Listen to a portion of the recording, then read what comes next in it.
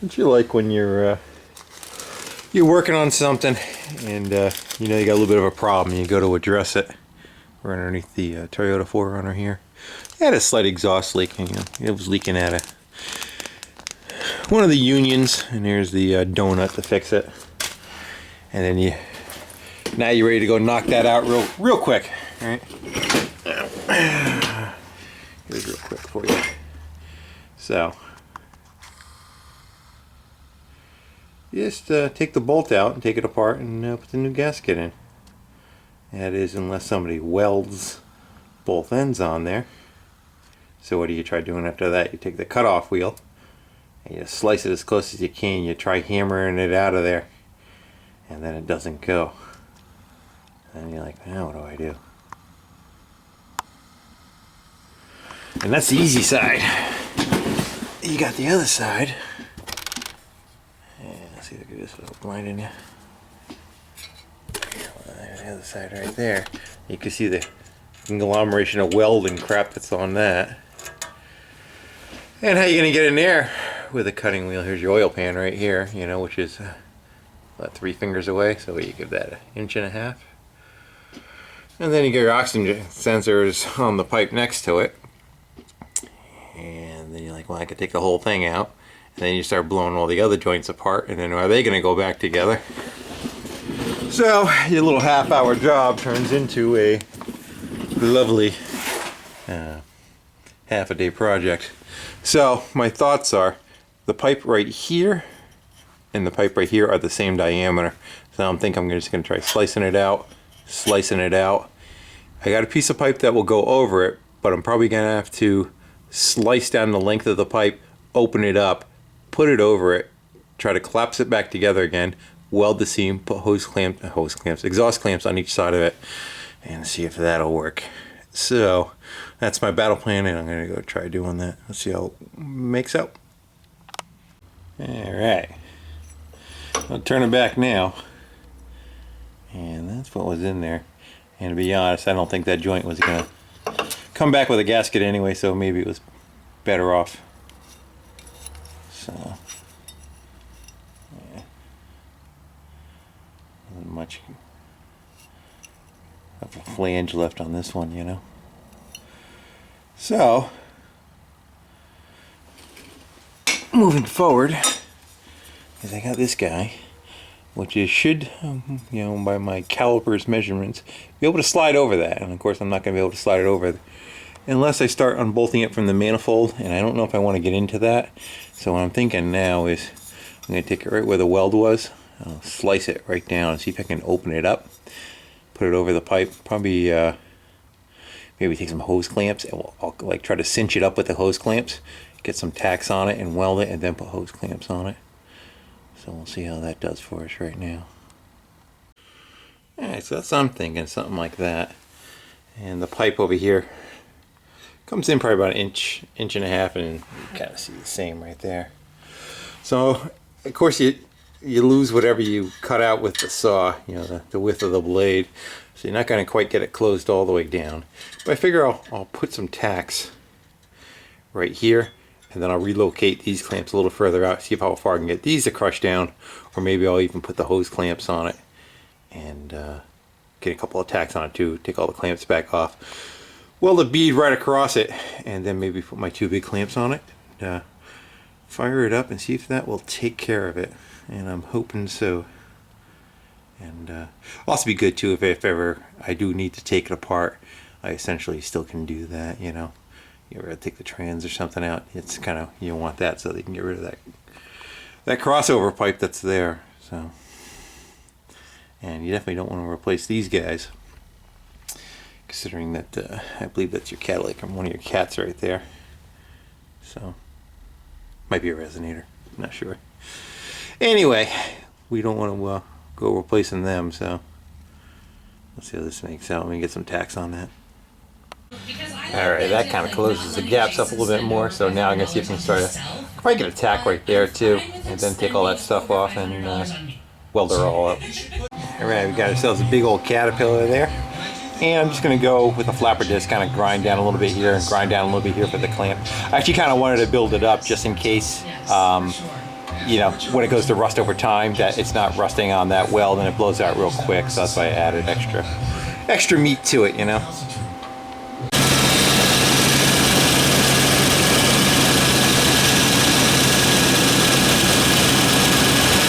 That's got it. That should last for a while. Wish this pipe was a little thicker is the only thing, but so be it. Actually not as bad as I thought it was going to be. That was probably a half hour from start to finish.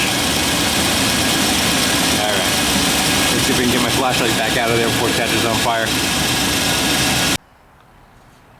Hey guys, did a little more free shopping. There's a website called Freecycle, and people post up stuff they want to get rid of, and make a long story short, this was one of those also. It's I think a 2007 Craftsman LT2000, and the tractor is actually pretty clean. Motor runs, drives, motor runs, and doesn't have any issues, doesn't have many hours on it. It's got an hour meter on that, says 58 hours. The deck looks good. They put it on saying it had a bad transmission, and so again, I have a couple of parts tractors. I was hoping I can kind of steal one of them and put it in there, but this is a different setup. So I tore into the trans, and I figure you guys may have some interest in seeing what's inside one of these anyway. And so here's what we have. It is this is the transaxle where your tires are attached on each end there, and this one actually has a separate hydraulic gearbox that it's kind of independent. A lot of times they're all built into one unit. So I was able to try to, I couldn't figure out what was wrong first because the tires were locked up, not moving. And so I separated, first I tried separating this. You can see all the bolts are out of it. And this does not want to come apart. So I said, well, that doesn't want to come apart. Let me try the hydraulic control box. And I ended up splitting that apart. And lo and behold, my problem was inside here. I'll show you in a minute what it was. But I figured it'd be kind of a good thing to look at because nobody really gets to see what's inside of these. These are considered non-serviceable. They make them where they don't really sell parts for them or anything. So if you have an issue, unfortunately, you're kind of screwed unless you have another one to use for parts. But this is sitting upside down, but if you notice, there's the pulley. So the pulley is getting spun from the motor. This is a hydraulic pump, and what they have is little pistons underneath that squeeze up and down, and the plate's kind of on an angle. So as they rotate, each one kind of goes uphill and squeezes the fluid into like a reservoir with a check valve, and then the next one does the same, next one does the same. Let's see if I can spin it or not. See that? So I believe the way it's working is it goes from there. Here's another half of it. This is upside down. This surface right here touches the top of this surface right here. So what it's doing is it's pushing fluid down in through there.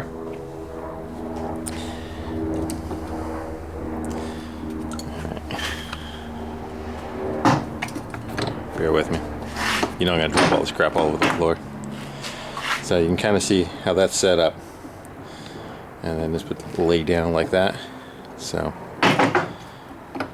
that pumps fluid up through this body here, comes down through these two holes, these two guys right here. It's like a circular pattern. That fluid in turn goes into this chamber, which is, again, it looks like the exact same thing. You see the angle that it's sitting on? So, and fluid is getting pushed into this one, and it causes it to keep pushing off hydraulically off of that ramp, and that causes this guy to spin. The output of this goes into that gearbox and basically spins that gearbox, and you can kind of tell from the outside, you can see it's got reduction gears going to it, and then there's a differential in the middle of that. So what happened with this is there's a bearing, a thrust bearing, that kind of sits right on the end right here. Actually, I believe it's on this side, and that's where the failure was. You can see it grenaded itself. Now if this bearing was available, and actually just put it all right back together again, and be happy as can be. Here's the bearings, more of the balls from it. So I don't have that capacity.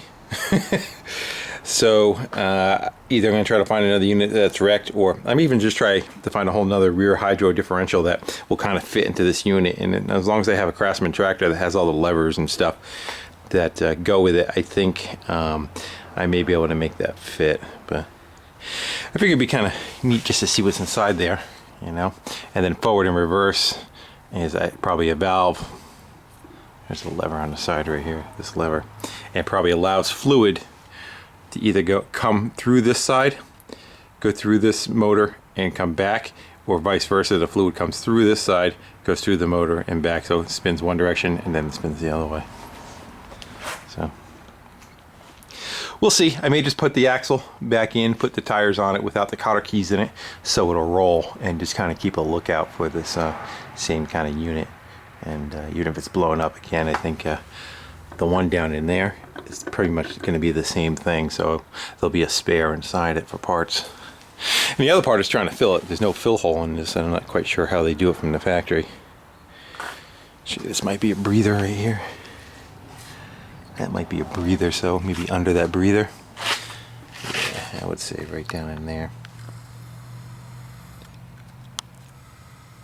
Right away to get the fluid back in it. So we'll see what happens on this one. But just a little show and tell. Take care. Isn't that cold?